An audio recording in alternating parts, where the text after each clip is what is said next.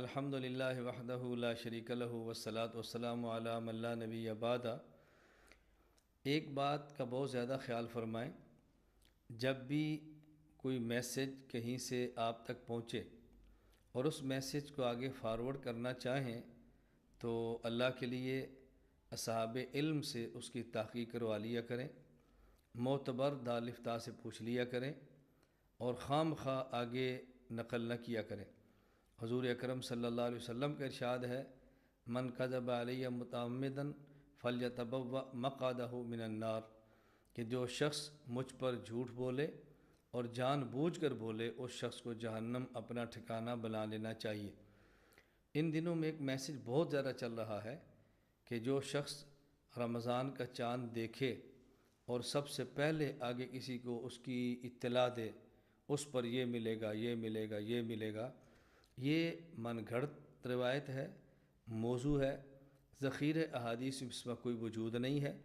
کس شخص نے کیوں یہ بنائی ہے اللہ پاک ہی بہتر سمجھتے ہیں، لیکن تعجب ان پر ہے جو اس کو آگے دھڑا دھڑ نقل فرما رہے ہیں۔ رجب کا مہینہ شروع ہے، آگے شعبان اور شعبان کے بعد رمضان، 2 ماہ پہلے یہ میسج ہم چلا رہے ہیں اور آپ کی خدمت میں گزارش کر رہے ہیں، اللہ کے لیے اس کو آگے نقل کرنے سے احتیاط فرمائیں اور ایسے میسج آگے منتقل نہ کیا کریں۔ اسی طرح ہر جمعہ کو میسج بہت سے لوگ کرتے ہیں، جمعۃ المبارک ہو، جمعۃ المبارک ہو۔ جمعہ بابرکت دن ہے، اس میں کوئی شک کی بات نہیں ہے، لیکن جمعے کے دن کی مبارکیں دینا اور میسج کرنا اور دوسرے ممالک تک باتیں پہنچانا، اس کا شریعت میں کوئی ایسا وجود نہیں۔ اس لیے ہماری گزارش ہے کہ جو چیز ثابت نہ ہو اس کو اپنی طرف سے ثابت کرنے کی کوشش نہ کیا کریں۔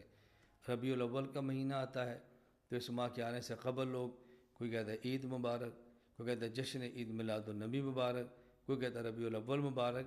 ہماری آپ سے گزارش ہے کہ جو چیزیں احادیث میں ثابت ہیں اس کو آگے بیان فرمائیں، اور جو ثابت نہیں ہیں قرآن کریم میں، احادیث میں، امت کے اسلاف اور اکابرین سے، اس کو آگے نہ بھجوا کریں۔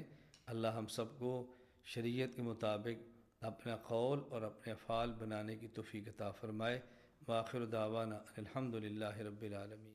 لا إله إلا الله، لا إله إلا الله، لا إله إلا الله، ما لنا رب سواه.